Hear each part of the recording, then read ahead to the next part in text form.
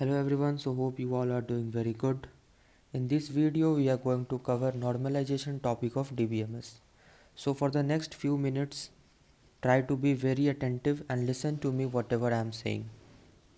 Normalization is basically the process of organizing the data in the database. ठीक है, तुम लोग ये सारे पॉइंट्स को नोट डाउन कर सकते हो. दूसरा पॉइंट ये है कि normalisation is used to minimise the redundancy. ठीक है, और तीसरा पॉइंट ये होगा कि normalisation divides the larger table into a smaller and links them using relationship relationships. ठीक है, तो अब नॉर्मलाइजेशन अलग अलग टाइप का होता है, जैसे कि 1NF है, 2NF है, 3NF है, BCNF है, 4NF है और 5NF है. ठीक है, तो वन बाय वन सबको एक्सप्लेन करते हैं. अच्छे से सुनो और नोट डाउन करो. 1NF में ये होता है कि नो मल्टी वैल्यूड एट्रीब्यूट. ठीक है, नो मल्टी वैल्यूड एट्रीब्यूट. इसका मतलब ये हुआ कि मान लो ये कोई टेबल है. ठीक है, और यहाँ पे है स्टूडेंट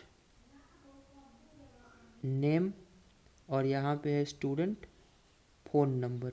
ठीक है, अब मान लो कि ये स्टूडेंट है ए, इसका फ़ोन नंबर है 1 2. ये स्टूडेंट है बी, इसका फ़ोन नंबर है 3. तो अभी ये नॉर्मल फॉर्म में, अभी ये 1NF में नहीं है. ठीक है, इसको 1NF में करने के लिए हम लोग क्या करेंगे कि ऐसा होगा. ये हुआ हमारा टेबल,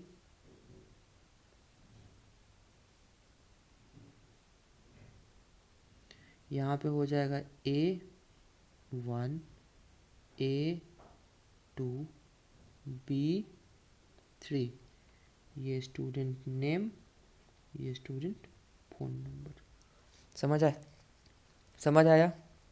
इसमें क्या होगा कि नो मल्टी वैल्यूड एट्रीब्यूट. ठीक है, नेक्स्ट है तुम्हारा 2NF. 2NF होने के लिए इसको पहले 1NF होना होगा. ठीक है, उसके बाद नो पार्शियल डिपेंडेंसी. ठीक है, ओनली फुल डिपेंडेंसी. इसका मतलब ये हुआ कि अगर ए बी कलेक्टिवली साथ में मिल के अगर सी को डिटरमाइन करता है तो ए अकेले सी को डिटरमाइन नहीं करेगा, बी अकेले सी को डिटरमाइन नहीं करेगा. ठीक है, ए और बी हमेशा कलेक्टिवली सी को डिटरमाइन करेगा. ये हो गया हमारा 2NF. 3NF अगला है हमारा 3NF. 3NF में होने के लिए पहले इसको 2NF तो होना ही होगा, उसके साथ में note it down, no transitive dependency. इसका मतलब ये, in other words we can say कि नो नॉन प्राइम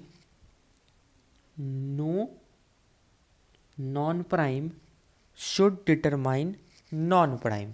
ठीक है, अब जो हमारा नेक्स्ट है वो है BCNF.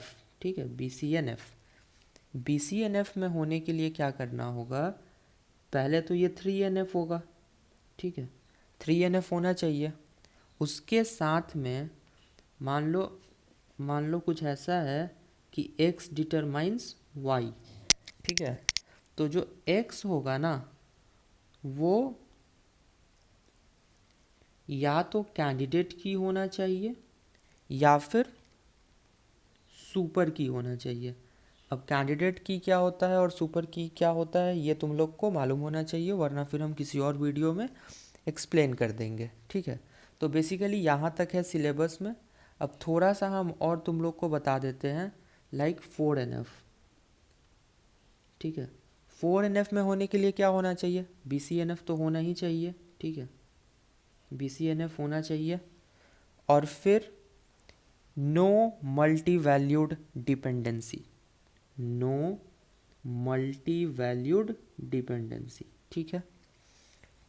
अब लास्ट देख लो 5NF। देखो 5NF में होने के लिए खुद से बताओ क्या होना चाहिए, 4NF तो होना ही चाहिए, ठीक है। और यहाँ पे होगा हमारा लॉसलेस डिकम्पोजिशन, ठीक है। लॉसलेस डिकम्पोजिशन क्या होता है, मान लो कोई टेबल है A, ठीक है। इसको अगर हम लोग वर्टिकली दो पार्ट में डिवाइड किए B एंड C, तो दोनों का एडिशन होने पे, दोनों टेबल को जोड़ने पे हम लोग को वापस से A मिलना चाहिए। So this is called lossless decomposition. तो 5NF में होने के लिए it should be in 4NF, 4NF होना चाहिए, प्लस साथ में लॉसलेस डिकम्पोजिशन होगा, ठीक है। तो ये हो गया नॉर्मल फॉर्म और उसका अलग अलग डिफरेंट फॉर्म्स, ठीक है। नेक्स्ट टॉपिक कौन सा होगा वो अगर तुम लोग को चाहिए तो कमेंट कर देना, वरना फिर हम देखते हैं। चलो ठीक है, थैंक यू।